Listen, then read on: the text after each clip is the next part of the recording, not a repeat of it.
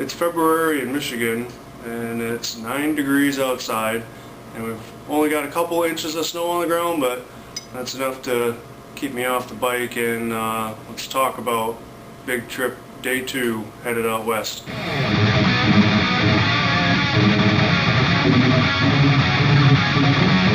"700 miles from Kearney, Nebraska, through Denver, all the way to Green River, Utah." According to the plan, this was just going to be another long, boring interstate day. So when I woke up at 5 or 6 o'clock, I decided just to get going. The night before, I had looked ahead to find a place for breakfast, and about an hour down the road, I saw this place that seemed a little interesting, not your typical big box kind of a chain restaurant. Wasn't really that cold, but the sun wasn't up yet, and consistent wind. After an hour, I was ready for a stop and a cup of joe, warm up a little bit. I pull into this Nebraska land diner, and I wish I would have gotten more pictures of this place. There wasn't one bench that wasn't ripped with stuffing coming out of it. The floor was so old and walked on, it looked like you couldn't possibly scrub it clean. The ceiling tiles were broken and missing, but thankfully everything on the table was nice and clean. The menu, I was kind of tempted to get the hair of the dog. I'd heard of this remedy. I wasn't suffering from a hangover or anything, but I'd never seen it on an official menu before, so it was one of those just to say I did kind of things. But knowing I had a long day ahead, I opted for the beef hash, and wow, that was amazing. So had some breakfast, and was back on the road.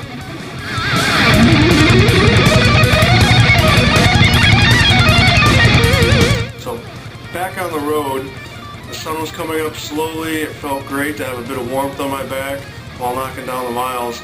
As soon as I hit the state line, the terrain changed just slightly from perfectly flat plains to just slightly rolling hills. I was in Colorado now. I'd heard from everybody Iowa, Nebraska are boring or terrible. It's going to be hard to do that part of the trip, but I'd made it through that part. And now the awesome part of the trip was commencing. This was actually one of the more difficult parts for me. Perhaps I was over-prepared for that boring through the plains. Perhaps it was just the early excitement of the trip that helped me get through that. And here I am in the exciting part. There wasn't much to see yet. The roads were still straight and flat, and there weren't any mountains. There were just these light rolling hills. This was the tough part. Eventually, I made it to Denver, and as much as I had prepared and over-prepared for all kinds of things, I didn't think about what time I would hit Denver too much. Thankfully, I rolled through at about 10 or 11, so I had all 7 lanes to myself for the most part, and then I was into the mountains for real.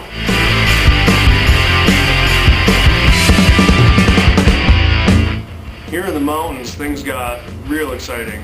It got a little cold too as I climbed up.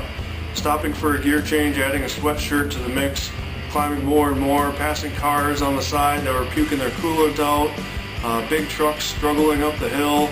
It was awesome. Through the Eisenhower Tunnel at 11,000 feet, then descending down the mountain, that was even better than climbing it.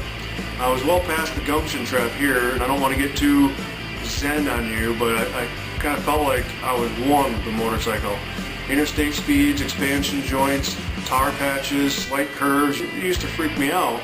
Here I was just going with the flow, down the mountain, nice turns, a little bounce or a shimmy, didn't bother me. Just adjust, get back on track. I had a huge smile on my face. I was coming back down into the valley, and it was time to stop as the temperature was climbing again, and I changed back into a t-shirt under my big jacket. Back on the slab, it wasn't long before I opened all the vents, and temperature is still going up, so trying to adjust for that. And then it was time to stop again and get out the mesh jacket, because even the regular jacket with all the vents open wasn't enough. I was getting a bit annoyed with all the stopping I was doing, but with the surroundings, it was nice to take it a bit slower and really enjoy the atmosphere.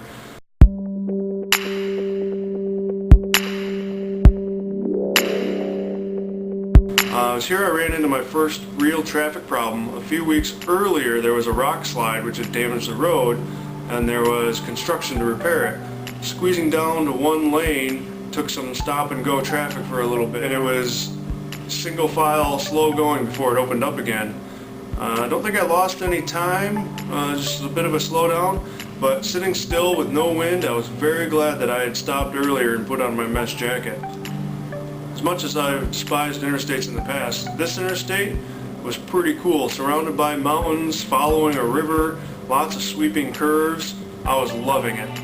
The day was almost done. I crossed the border to Utah. The speed limit went up again. Explained why that ZX1000 that had bags and Utah plates was so comfortable at 90 miles an hour. He was only 10 miles over the speed limit, whereas I thought he was going 15 easily. So there was a sign just before the Utah state line that said no services for the next 60 miles. And I had plenty gas, but I was a little bit worried about maybe I'd need a restroom before then. Shortly after that, there was a pullout for a scenic overlook, and I stopped to check it out. There was a pit toilet with a rest area there, but I guess that doesn't count as services. I had read about fatigue and dehydration teaming up to do a number of bad things to your head, but here I think I was getting close to succumbing to that. Thankfully I had plenty of water and I was getting close to my destination. The exit to Green River, Utah seemed to be the only place around because it cautioned no service for the next 100 miles. This was my exit, so I got off and followed the GPS down the little main road in town, deposited from an old abandoned Days Inn looking place. There were cars in the lot behind the building, stripped down, hoods open, windows broken. It sort of looked like someone might have been living in one of the rooms of the hotel. I thought to myself, I made reservations online, never talked to anyone. Their website was kind of bare bones, not fully featured, and it was called Robber's Roost. Did I just get taken? I pulled out the phone. Thankfully I had service, and I saw that there was a Robber's Roost about a half a mile back where I came from. So I must have missed it. Got on the bike, headed that way, and didn't see anything. So now I have a real unsettling feeling in my stomach, and I pull the phone out again and check. Now I'm a mile and a half away.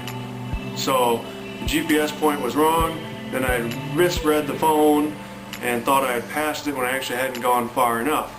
So back on the little road, past the burned out Days Inn or whatever it was that I had stopped at earlier, and about where I think it should have been. I still didn't see it. I was about ready to panic, and oh, there it is. I pulled into Robber's Roost. Their parking lot was full, and they had a sign that said no vacancy, and worse, there was a sign on the office door that said closed. I didn't know what to do, but I decided, well, just knock anyway. And the guy came to the door, and they did have a reservation for me. Finally, I was done for the night. At the hotel, I got settled in, enjoyed some of the AC. That had another brain murmur. I was looking for a place to go eat, so I Googled around, found a place, went out to the bike, strapped on the helmet, punched in the name to the GPS, and the GPS showed it was a quarter mile away. I'm just going to walk there. So took off the helmet, changed out of long pants into some sandals, some relief from the heat, t-shirt, and headed to dinner. At the bar, I got some more water. I was starting to get really sick of water though. I was forcing it down because I knew I had to. It was during this time I heard somebody else sitting a few seats down. They were talking about how hot it was. It sounded like he was working outside all day. I noticed something odd. He was pouring salt into his water. And then I remembered, oh, I don't need just water. I need more salt and electrolytes, stuff I've been sweating out. So my fries came with my burger. I salted the heck out of them, and man, were they tasty. On my way back to the hotel, the sun was setting and creating an awesome backdrop for some pictures. So headed out and grabbed some pictures before calling it a night.